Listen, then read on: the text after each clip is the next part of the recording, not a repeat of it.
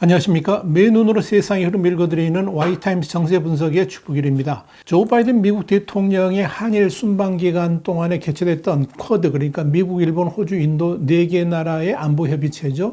이 쿼드 정상회의에 대해서 중국이 아주 민감하게 반응하고 있습니다. 중국은 특히 북한이 코로나 팬데믹 와중에도 25일 대륙간 탄도미사일, 그러니까 ICBM으로 추정되는데요. 이 대륙간 탄도미사일하고 단거리 탄도미사일을 연이어 발사한 것에 대해서도 이 쿼드가 아시아 지역의 안정을 뒤흔든 탓이라 그러면서 이 쿼드의 활동이 이 한반도 정세를 긴장시키는 요인이 되고 있다, 이렇게 주장을 했습니다.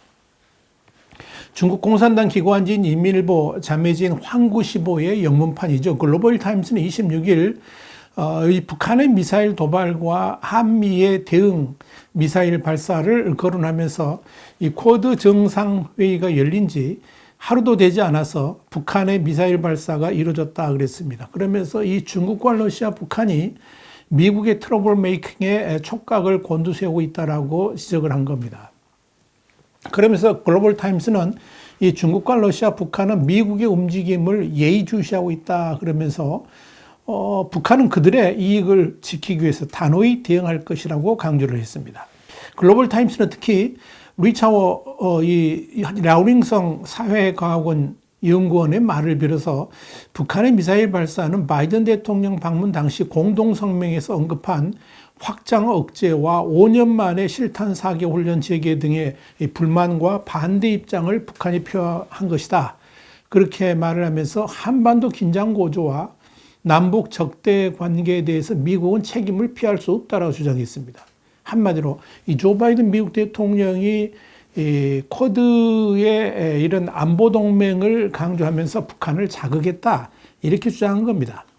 이 중국과 러시아 군용기가 24일 독도 인근 한국 방공식별구역 카디즈를 침범한 것에 대해서도 쿼드 정상회의를 직접 겨냥한 건 아니지만 미국과 일본의 도발 속에 중국과 러시아 간의 군사 공조가 강화한 것으로 볼 수 있다라고 강변했습니다. 중국과 러시아는 지난 24일 오전과 오후에 중국 H-6 전략 폭격기 2대, 그리고 러시아 Tu-95 폭격기 2대 및 전투기 2대가 이 카디즈를 의도적으로 침범한 바 있지요. 이와 함께 이 대만 해협 긴장 역시 미국의 책임이라고 말한 글로벌 타임스는 대만 공동방어를 시사한 일본에 대해서도 중국의 핵심 이익을 거듭 시험하고 있다 그러면서 강한 불만을 쏟아냈습니다. 이 나스강 헤이룽장성 사회과학원 동부연구소장은 일본은 군사력 등 지역 내 입지를 강화하기 위해서 미국과 긴밀한 관계를 유지하고 있으며 대만 관련 일본의 행동은 계산된 것이라 그러면서 그러나 무책임한 언행은 협력과 대화의 분위기를 파괴하고 지역의 평화와 안정을 심각하게 해칠 것이다, 그렇게 강조를 했습니다. 글로벌 타임즈는 이어서 중국과 러시아, 북한은 미국의 동맹국들을 통한 도발 속에서 주권과 이익을 수호할 결의를 갖고 있다 그러면서 이 동북아 긴장이 자칫 진영 대립으로 확대될 수 있다라고 경고를 했습니다. 저는 그 글로벌 타임스의 글을 읽으면서 참 열불이 났습니다. 사실 이 중국 공산당의 속내를 그대로 드러내는 것은 황구시보고 중국의 공격적 외교의 본성을 드러내는 곳은 황구시보 영문판 글로벌 타임스라고 정리할 수 있습니다. 글로벌 타임스는 중국 공산당의 공식 일간지가 아니기 때문에 공개적으로 하기 힘든 말들을 바로 이 매체를 통해서 해우소 역할을 하고 있는 겁니다.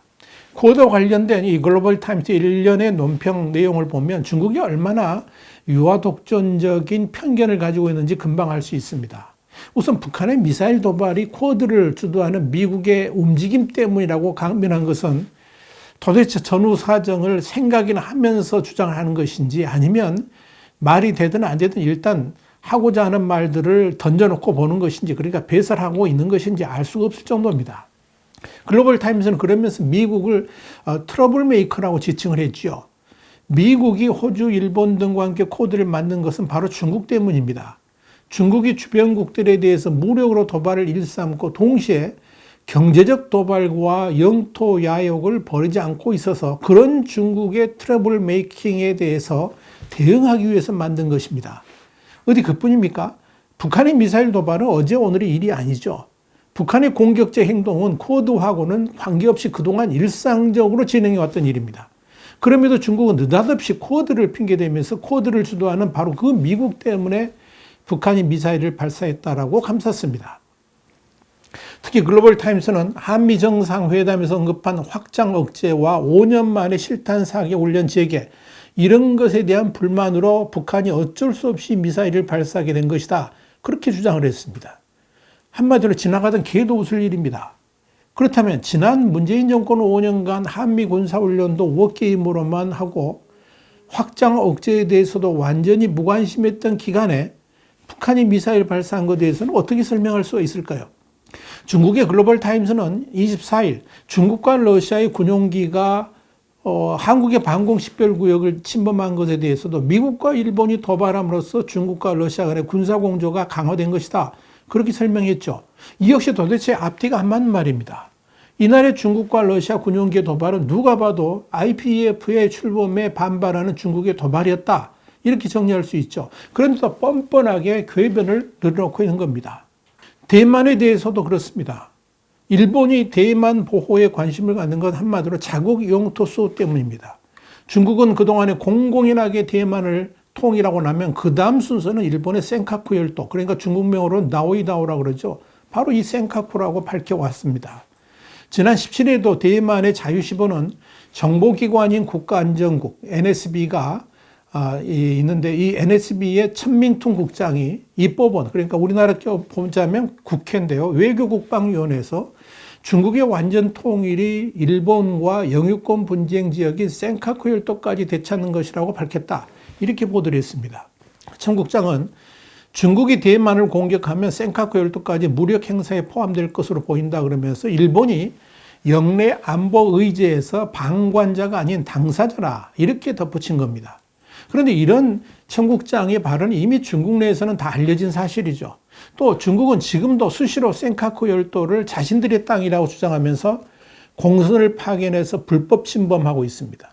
그런데 일본이 이렇게 자신들의 영토를 지키기 위해서 대만과 협력하는 것에 대해서 평화와 안정을 심각하게 훼손하는 행위라고 강변하고 있는 겁니다.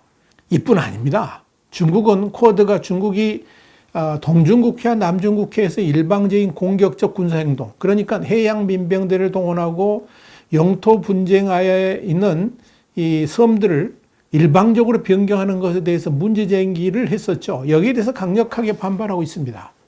이 쿼드 공동성명은 분쟁 지역의 군사화, 해안 경비정과 해양 민병대의 위험한 사용, 다른 나라의 해양 자원 탐사 방해 시도, 이런 지역의 현상을 변경하고 긴장을 고조시키는 그런 강압적이거나 도발적인 행동들, 그리고 일방적인 행동에 대해서 강력히 반대한다라고 밝히고 있습니다.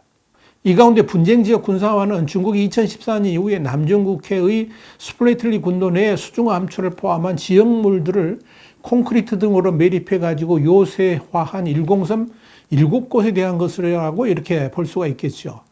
중국은 스스로 남중국해 U자 형태로 9개의 선, 9단선을 그어가지고 남중국해 해역 대부분이 자국 영해라고 주장하고 있습니다. 그 해역 안에 인공섬들이 자국 영토이고 주변 12해리 해역이 자국 영해라고 주장하고 있습니다.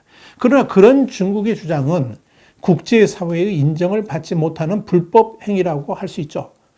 또한 쿼드가 해양 민병대의 위험한 행동을 지적한 것도 중국이 민간인 신분인 퇴役군인 등을 자국 해양 영유권 강화에 활용하는 문제를 말한 겁니다. 그런데 왕원빈 중국 외교부 대변인 24일 정례 브리핑에서 중국은 유엔 해양법 협약과 같은 중요한 해양 관련 협약의 당사국으로서 국제법상의 의무를 항상 적극적으로 이행해 왔다 그랬습니다. 그러면서 관련 국가들은 색안경을 끼지 말고 근거 없는 비난을 하지 말아달라고 말했습니다. 완전한 거짓말이고 적반하장의 논평을 한 겁니다. 해양 민병대만 하더라도 중국은 끊임없이 평범한 어선으로 중국과는 공식적인 관계가 없다 이렇게 주장합니다만 그런 중국의 주장이 모두 거짓이었다는 것은 여러 번 들통난 바 있습니다. 정규 해군과 해안경비대에 이은 제3의 해군으로까지 불리는 이들 해상 민병대는 평상시 어업 등에 종사하다가 유사시 정부의 지시에 따라 행동한다는 것이 이 미국과 남중국해 갈등 당사국들의 한결같은 주장이기 때문에 그렇습니다. 분명히 그들이 정식 공무원이 아님에도 불구하고 정부로부터 급여를 받고 군사훈련도 받으며 작전에 투입될 때 무장까지 한다는 점입니다. 심지어 시진핑 주석이 직접 나서가지고 이들을 격려하는 모습이 들통나기도 했습니다. 그러나 중국 정부는 이런 의혹을 완강하게 부인하고 있죠. 여러분, 그런데 중국이 이렇게 쿼드에 대해서 민감하게 반응하면서 되지도 않은 이유로 시비를 거는 것은 쿼드에 대해서 상당한 두려움과 우려를 갖고 있기 때문에 그렇습니다. 이 중국의 두려움은 중국의 전문가들의 입을 통해서도 그대로 드러납니다. 지난 24일 서울 코리안 호텔에서 열린 인도태평양과 한중일 관계 국제 세미나에 참석한 중국 푸단대의 국제관계학원의 린미나운 교수는 쿼드는 아시아판 나토다 그랬습니다. 그러면서 부상하는 중국을 견제하는 것이다 이렇게 주장을 했습니다. 이 린미나운 교수의 이 말에 중국이 쿼드를 보는 시각이 오롯이 담겨 있습니다. 이런 시각은 글로벌 타임스의 26일자 사설에서도 그대로 나타납니다. 이 매체는 심지어 쿼드를 중국을 견제하려는 인도태평양의 사악한 깽단이다. 이 깽단이라고 이렇게까지 표현을 했습니다. 중국 입장에서 어느 한 나라가 아니라 중국과 국경을 잇대어 있거나 인근의 나라들이 연대해가지고 군사적 동맹을 형성한다는 것은 사실 상상만 해도 끔찍한 일이죠. 중국이 아무리 국방력을 키운다 할지라도 동시다발로는 싸울 수 없기 때문에 그렇습니다. 또 그렇게 되면 중국이 아시아의 맹주로서 자리 잡으려고 하는 시도 또한 무산될 수밖에 없을 겁니다. 자, 이런 측면에서 중국이 제일 우려하는 것 중에 하나가 한국이 이 쿼드에 가입하는 겁니다. 한국까지 쿼드 가입국이 된다 그러면 중국으로서는 진짜 난감한 지경에 이를 수 있기 때문에 중국의 외교팀은 수시로 한국 정부를 압박하고 또 달래기도 하면서 쿼드 가입을 결사적으로 저지하고 있는 겁니다. 그러나 중국이 진짜 착각하고 있는 것이 있습니다. 중국이 애시당초 주변국들에 대해서 군사적 위험이라든지 영토 욕심을 부리지 않았다면 아무리 미국이 군사동맹체를 만들려고 해도 뭉쳐지지 않았을 겁니다. 특히 사실상 중립국처럼 행동해왔던 인도마저도 쿼드에 가입했다는 것은 그만큼 중국이 얼마나 인도를 괴롭혀왔는지 금방 알 수 있죠. 그런데 그런 중국의 위협에 한국도 예외가 아닙니다. 중국은 잊을만 하면 한 번씩 우리의 방공식별구역을 침범하고 또 서해의 동경 124도선을 아예 자신들의 영역인 것처럼 일방적으로 선을 긋고 주장하고 있습니다. 이 선 넘어오지 말라는 겁니다. 어디 그뿐입니까? 이어돈 문제도 분쟁 지역으로 남아있죠. 이렇게 한국을 향해서도 끊임없이 야욕을 드러내고 있는 겁니다. 이런 측면에서 한국도 쿼드 가입에 대해서 망설일 이유가 없습니다. 또한 서해는 물론이고 남중국해에서의 항행의 자유작전에 참가해야 됩니다. 서해는 우리의 영해죠. 또 남중국해는 우리 무역의 핵심 항로이기 때문에 그렇습니다. 그것이 당당한 주권국가 한국으로 가는 길일 겁니다. 그래야 진짜 나라다운 나라가 될 수 있지 않겠습니까? 여러분 어떻게 생각하십니까? 와이타임스 정세분석이었습니다. 다음 시간에 다시 뵙겠습니다. 감사합니다.